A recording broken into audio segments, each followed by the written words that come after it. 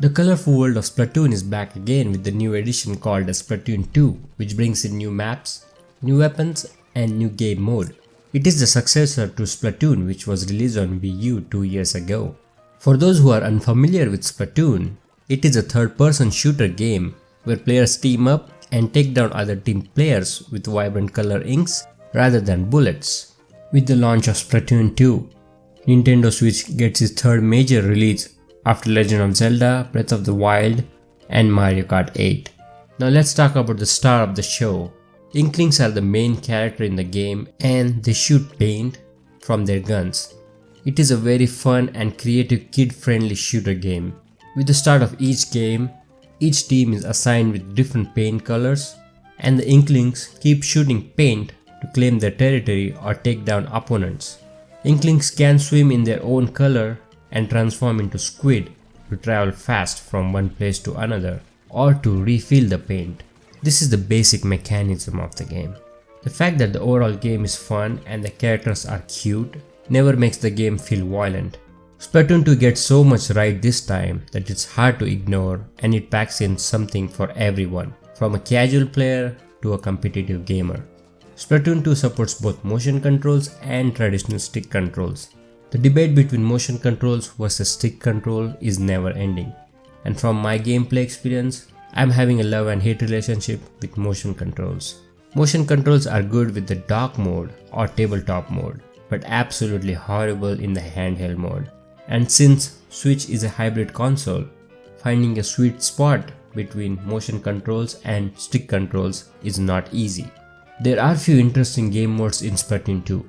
Once you start the initial game, you will start with some tutorials, which is in fact the campaign mode.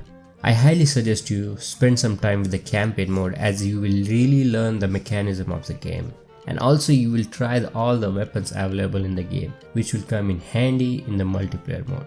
Of course, the meat of the game is the multiplayer mode, which almost everyone loves to play.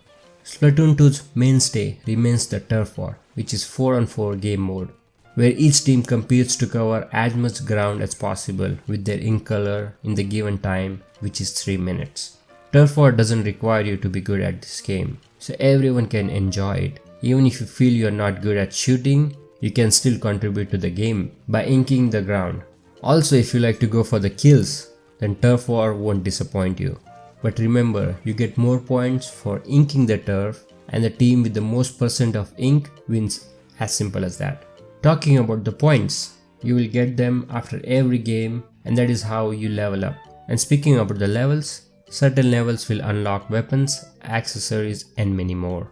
The best thing to happen to the Splatoon 2 is the Salmon Run, which is basically a horde mode where you survive waves of enemies. Basically, you defeat different bosses and collect eggs from them and deposit in the basket.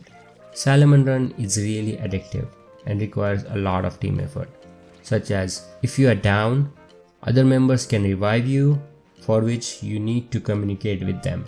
And speaking about reviving, it is very important that at least one team member needs to be alive to go to the next wave. Now don't get too excited about this game mode, as there is a big downside to this.